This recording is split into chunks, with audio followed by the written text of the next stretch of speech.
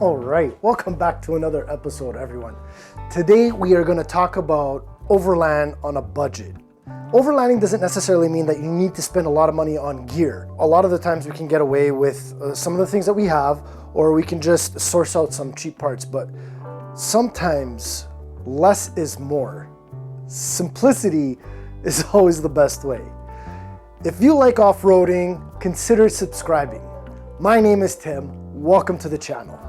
So today we're going to start this overland on a budget with sleeping. Okay, so just give you guys a little bit of a background of myself and my family. We've always loved camping. We've always gone camping every single year, not just with my immediate family, but we actually do a family reunion or a family, like a huge family camping trip every single year, every summer, which is actually really cool. It's really nice. Everybody likes it. Everybody gets to spend time with each other. The kids have a blast. We can actually bring a lot of the stuff from our family camping gear with us for overlanding. Today, we are going to talk about air mattresses. Now, before I show you guys this, I'm going to tell you right now, this saw a lot of usage this summer. Not necessarily from my wife and I, but definitely from my kids when we went camping. They did their test on it, and I'm telling you right now, if it can survive 3 days of sleeping and playing and just torture from a 10-year-old and an 8-year-old and also a 7-year-old, you know this is actually all right. My kids put it through the pace and tested it out, and it survived. So I definitely am very happy with this product.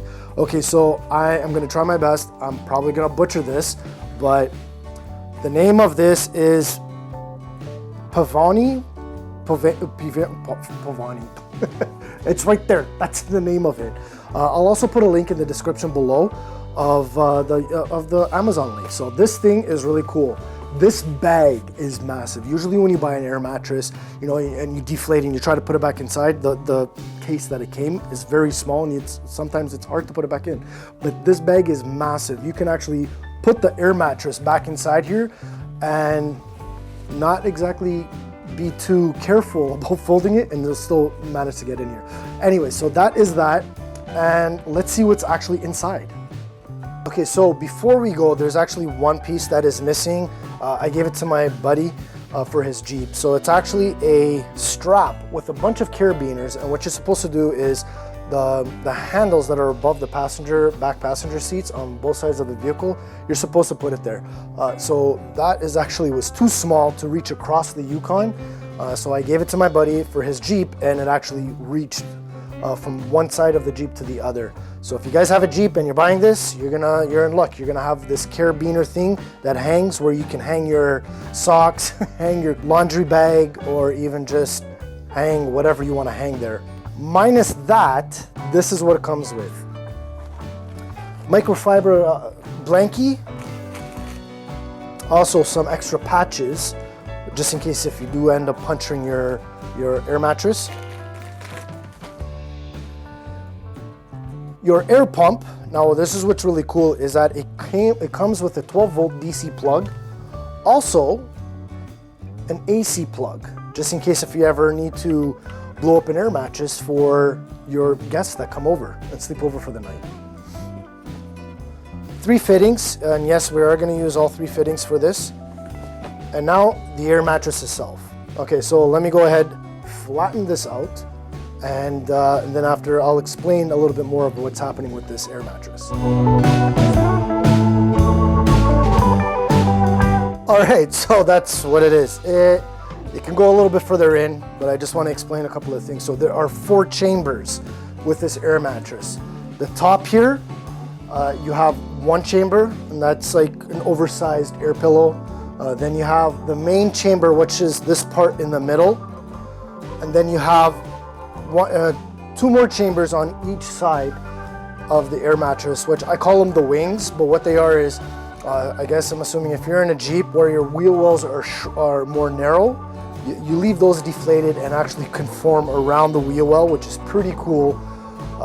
In this case, with the Yukon being so wide, the cargo area being so wide, I can inflate all 4 chambers and be able to fit this air mattress perfectly inside this in the back here. So let me go ahead, pump up some air in here, and you'll see in a second.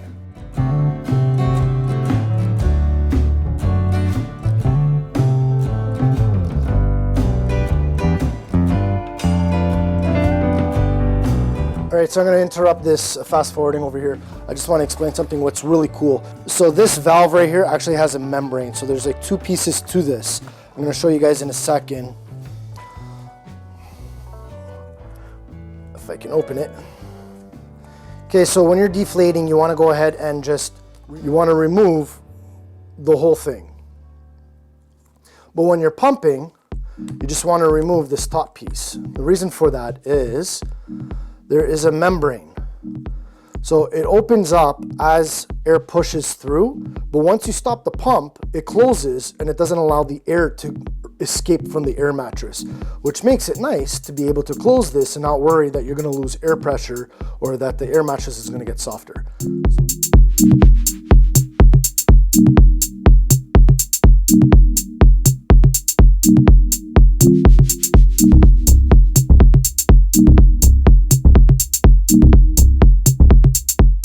Again, because of that membrane, I don't have to like struggle or scramble to get that thing in.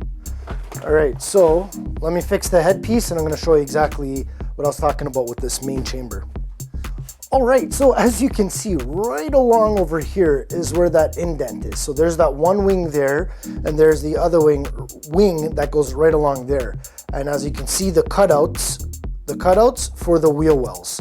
Yeah, this is definitely a very, very versatile air mattress. Okay, next, I'm gonna switch over to this needle nose piece. Reason for that is the wings are like your beach ball valves. Yeah, so another good thing is bring this along to the beach and you'll be able to blow up a beach ball.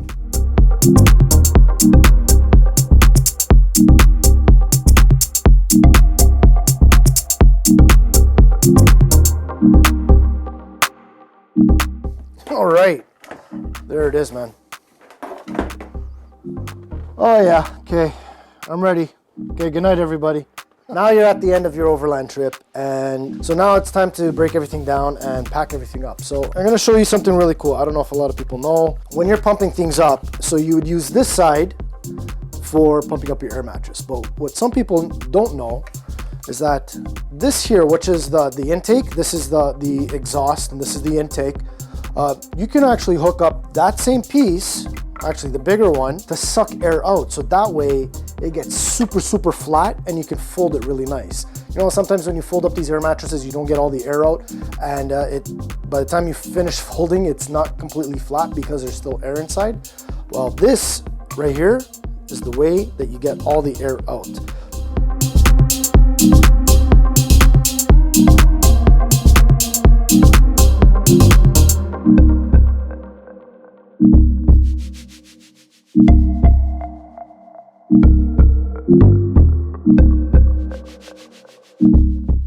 All right, look at that. It was even smaller than when we first started. When does that ever happen? Done. How awesome is that? All right, so that's it for the video. I hope you guys enjoyed it. Like I said, overlanding doesn't need to be very expensive. All you really need, okay, so 4x4 capable vehicle, a sleeping bag, small, like it doesn't even need to be very expensive. Cooking gear, like a small propane stove, or even just like a little wood burning stove. Okay, old pans. But yeah, so we're really loving this. And I said, my 3 girls have taken a crack at it with family camping, and it survived. Okay, it survived. So we are very, very happy with this purchase for this air mattress. Until the next time, keep safe. Who knows, maybe we'll see you out there.